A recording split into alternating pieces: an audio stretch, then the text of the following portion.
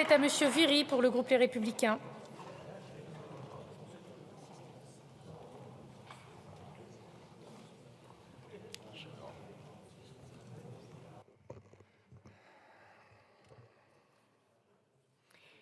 Bien, merci Madame la Présidente, Madame la Ministre du Travail, de la Santé et des Solidarités, Monsieur le rapporteur, mes chers collègues.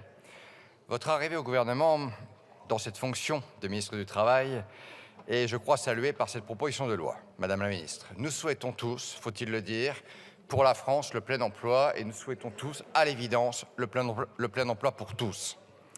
C'est-à-dire qu'il nous faut impérativement, et quelles que soient les sensibilités politiques, des parcours d'insertion, des actions permettant à des hommes et à des femmes de retrouver leur place dans la société par le travail. Et des outils sont indispensables. Le marché du travail ne résout rien lui seul. Le CDIE est un outil pertinent qu'il convient effectivement de prolonger.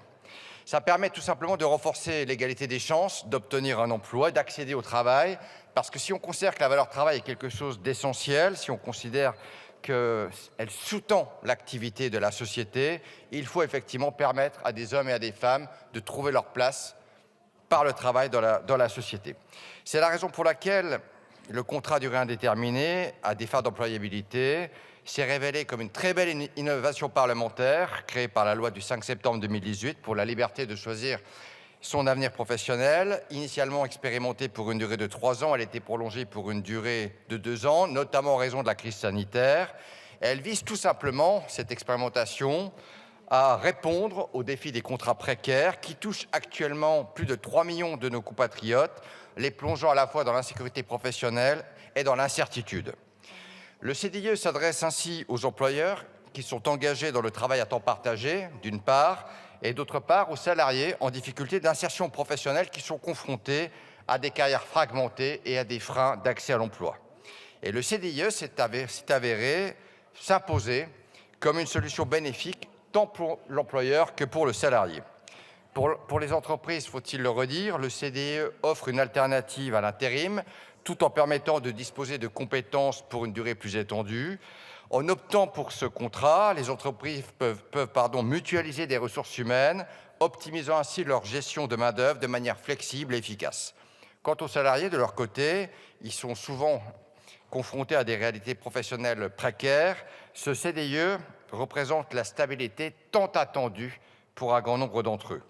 En leur offrant ainsi, mes chers collègues, des droits comparables à ceux des salariés en insertion durable, il met fin à l'insécurité financière, permettant l'accès à des avantages ou tout simplement peut-être à des droits tels que la mutuelle, les congés payés, l'accès au crédit, que ce soit pour un prêt bancaire ou tout simplement pour se loger.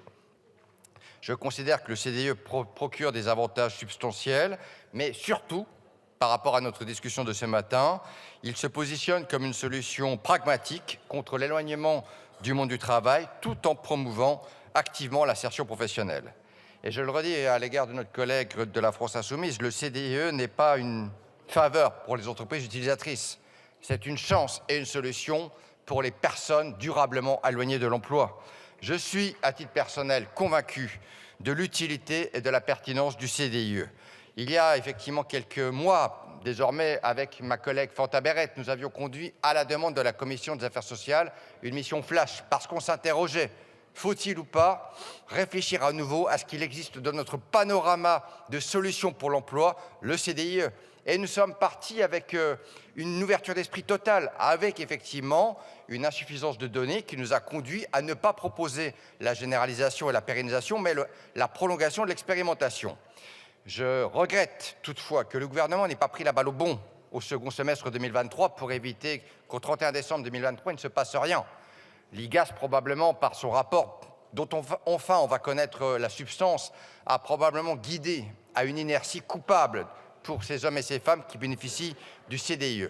En tout état de cause, notre mission flash avec Fanta Berret concluait très concrètement à la solution législative, peu ou prou, qui nous est proposée aujourd'hui. Et je remercie, monsieur le rapporteur, de nous avoir permis de vaincre l'inertie du gouvernement et de continuer à offrir, encore par voie parlementaire, une solution aux chômeurs qui, effectivement, sont, hélas, durablement éloignés du marché du travail. Prolonger le CDIE, mes chers collègues, c'est tout simplement investir dans un avenir où le travail est synonyme de stabilité, d'épanouissement et de justice sociale. C'est donc tout naturellement que le groupe Les Républicains votera en faveur de ce texte. Merci, Monsieur Viry. La parole est à Madame Ménard en sa qualité de